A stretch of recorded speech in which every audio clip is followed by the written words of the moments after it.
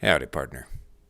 Welcome. My name is Garrett Leroy. I am a videographer, mountain athlete, and mental health advocate, and I make videos about those three things with the hope that they inspire you to live a little bit outside of your comfort zone. So, now that you know who I am, let's talk a little bit about why you are here. If you're here, that means you've probably watched part one of this two-part ski mountaineering clinic series that I'm making about the ski mountaineering clinic that I was fortunate enough to take part in. If you have not watched that first video, I would definitely recommend that you go back and watch it for two reasons. One, because it will provide a lot of context for what you're about to see. And two, as much as I hate to admit it, I am, at the end of the day, a YouTube person, and self-promotion is part of the gig, I guess. All right, now that we've gotten that taken care of, I'm going to pass it off to Past Garrett, who's going to tell you a little bit about what we're taking a gander at today. It's all you, Past Garrett.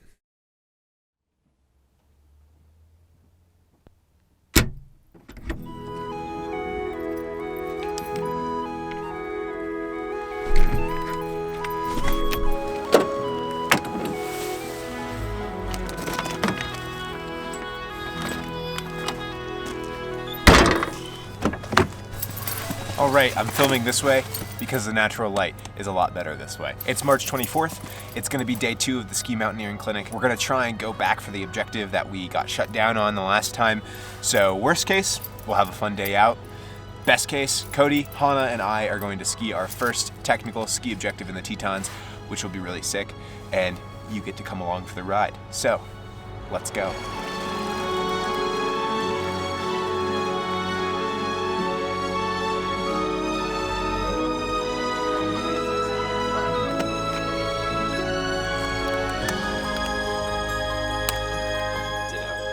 Good morning, Garrett. I'm feeling good. My toes are still. It's an uncertain thing at the moment, but we'll see if I make it through the day. Despite the threat of Cody's toes derailing the adventure, he still remained. I'm stoked. It is such a beautiful day, and after we didn't get to follow through with our original idea for the last ski mission, I've been looking forward to this for a month because we're gonna give it a shot now. So, yeehaw. Yeehaw.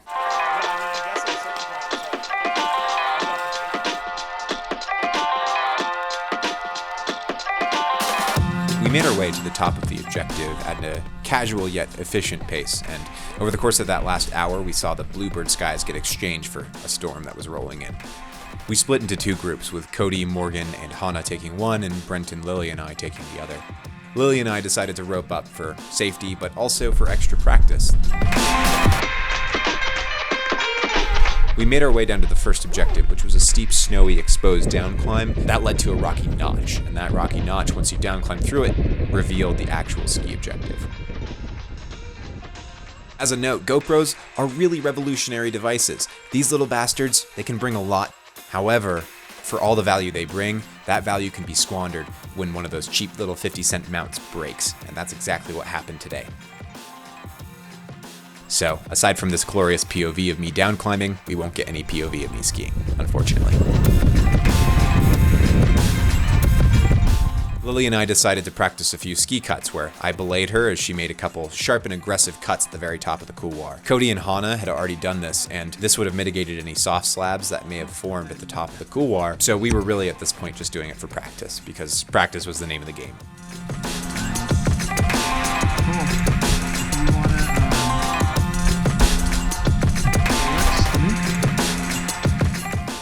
We then made our way into the next couloir, where at least I was surprised by how much soft snow there was.